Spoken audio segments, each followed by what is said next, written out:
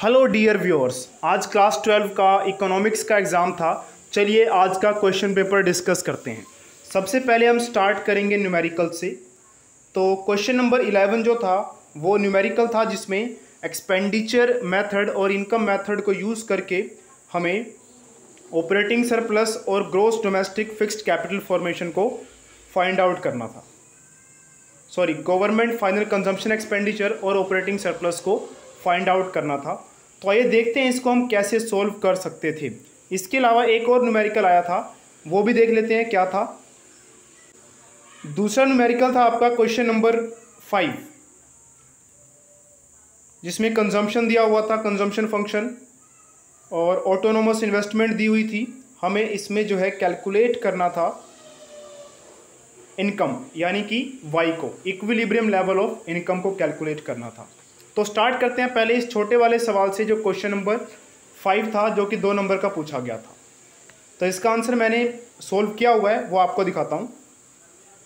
तो ये रहा इसका आंसर। देखिए इस क्वेश्चन में हमें C = 500 प्लस 0.8 वाई गिवन था, और ऑटोनोमस इन्वेस्टमेंट दे रखी थी हमें 1000 करोड़। एट इक्विलिब्रियम, जब भी इक्विलिब्रियम लेवल होता है तो हमें पता है कि I = S होता है। तो मैंने क्या किया, I = S कर दिया। I गिवन था 1000, तो S भी कितना हो गया, 1000 हो गया। इसके बाद मैंने क्या किया, सेविंग्स फंक्शन का इक्वेशन जो होता है S = -α + 1 - बीटा वाई, ये वाला सेविंग फंक्शन वाला फॉर्मूला अप्लाई किया। सेविंग की जगह पे 1000 पुट कर दिया। अल्फ़ा हमारा 500 था, जो कि हमें कंजम्पशन फंक्शन से पता चल चुका था। यहाँ पे ये रहा, तो अल्फ़ा की वैल्यू 500 माइनस लगा दिया आगे मैंने। और यहाँ पे 1 - बीटा, 1 - बीटा क्या होता है, जो सेविंग फंक्शन में होता है यहाँ पे 0.8, इसी को बीटा कहा जाता है, यानी कि ये MPC है। तो 1 में से इसको माइनस कर दिया जाएगा। तो मैंने क्या किया, बस इसमें वैल्यूज़ पुट करी और यहाँ से सोल्व किया, और y की वैल्यू हमें मिल गई। y की वैल्यू मेरी आई है 7500 करोड़। अगर कैलकुलेशन मिस्टेक नहीं है तो मुझे लगता है इसका आंसर यही होगा। आप भी कमेंट करके बताना क्या आपका आंसर यही आ रहा है या फिर नहीं आ रहा है। चलिए अगले न्यूमेरिकल की तरफ बढ़ते हैं। अगला क्वेश्चन जो था वो 5 नंबर का था। उसमें इनकम मेथड और एक्सपेंडिचर मेथड दोनों का यूज़ किया जाना था। पहले हम इनकम मेथड से क्वेश्चन को सोल्व करेंगे। इनकम मेथड को यूज़ करके हमें इसमें कैलकुलेट करना था ऑपरेटिंग सरप्लस कितना आएगा। तो इनकम मेथड का फॉर्मूला होता है compensation of employees plus operating surplus plus mixed income. अगर मैं इन तीनों को ऐड करता हूं तो हमें मिलता है NDP एट FC। क्वेश्चन में हमें गिवन था GDP एट FC 370। तो मैंने क्या किया, GDP FC में से डेप्रिसिएशन को माइनस कर दिया। अगर आप GDP FC में से डेप्रिसिएशन माइनस करते हैं तो NDP FC आ जाता है। ऐसा मैंने इसलिए किया क्योंकि जो मेरा ऊपर फॉर्मूला है, आपको ये फॉर्मूला जो नज़र आ रहा होगा, ये रहा। तो इस फॉर्मूले में NDP FC आपको नज़र आ रहा होगा यहाँ पे, ये देखिए। तो मैं पहले NDP FC निकाल रहा हूँ। इस क्वेश्चन को करने के बहुत सारे तरीके हैं, मैं अपने वाला तरीका आपको बता रहा हूँ। ये मुझे इजी लगता है, हो सकता है आपको भी इजी लगे। तो मैंने क्या किया, GDP FC में से डेप्रिसिएशन माइनस किया और NDP FC निकाल लिया। तो 370 हमें GDP FC गिवन था, उसमें से 70 माइनस कर दिया, तो हमारे पास 300 आ गया NDP FC। इस NDP FC को मैंने क्या किया, जो ऊपर हमने फॉर्मूला लिखा हुआ है ये, इस फॉर्मूले में इसकी वैल्यू पुट कर देनी है हमें यहाँ पे। तो यहाँ पे NDP FC की वैल्यू 300 पुट कर दी जाएगी। तो मैंने एक बार फिर से फॉर्मूला लिखा, देखिए फॉर्मूला ये था, compensation of employees plus operating surplus plus mixed income is equal to NDP FC होता है। NDP FC मैं कैलकुलेट कर चुका हूँ, ये 300 आया हुआ है। कंपनसेशन ऑफ एम्प्लॉइज़ क्वेश्चन में गिवन था 175। ऑपरेटिंग सरप्लस हमें निकालना था, उसको मैंने X एज्यूम कर लिया है। मिक्स्ड इनकम क्वेश्चन में गिवन था 40। बाकी इसको मैंने सोल्व किया, तो सोल्व करने के बाद हमारे पास आंसर आ गया है 215। X की वैल्यू निकालने के लिए हमें इस 215 को इधर ले जाना पड़ेगा, यहाँ जाके ये माइनस हो जाएगा। सब्ट्रैक्ट करने के बाद ये आ गया हमारे पास 85।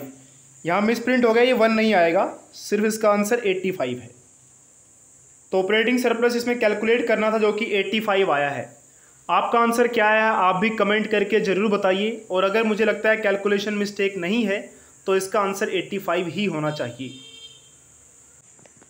इसी क्वेश्चन में हमें एक और चीज़ फाइंड आउट करनी थी जो कि एक्सपेंडिचर मेथड को यूज़ करके निकाली जानी थी। चलिए उसको भी देख लेते हैं।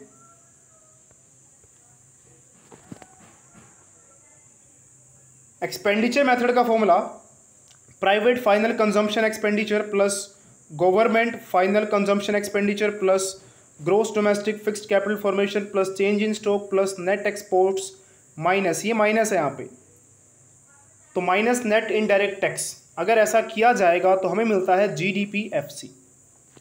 GDPFC क्वेश्चन में गिवन था 370।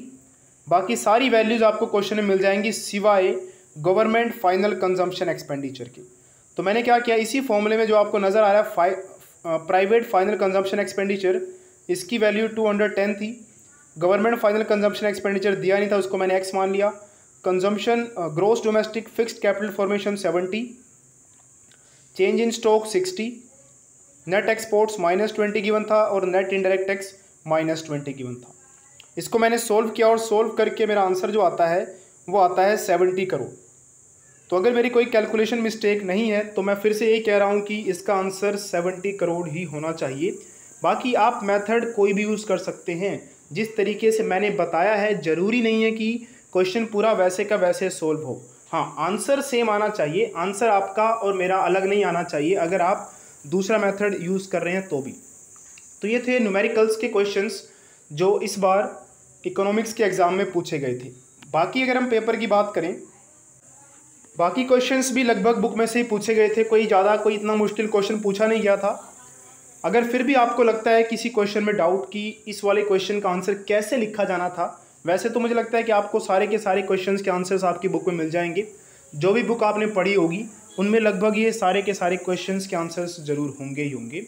हो सकता है एक आध क्वेश्चन का आंसर डायरेक्टली ना मिले, लेकिन इनडायरेक्टली तो मिल ही जाएगा। अगर फिर भी कोई डाउट रहता है तो आप कमेंट करके क्वेश्चन नंबर डालिए और आप अपना क्वेश्चन का डाउट पूछ सकते हैं। मैं आपको कमेंट में ही रिप्लाई कर दूंगा कि इसका आंसर आप कैसे लिख सकते थे। और बात करें पेपर के लेवल की, तो पेपर का लेवल मुझे मॉडरेट लगा, ना तो इतना इजी और ना ही ज़्यादा मुश्किल, ठीक ठाक रहा। आपके हिसाब से पेपर कैसा रहा, आपको लेवल कैसा लगा और आपका पेपर कैसा गया, आप अपना एक्सपीरियंस ज़रूर शेयर करें कमेंट करके। आई होप आप सभी का एग्ज़ाम बहुत ही अच्छा गया होगा।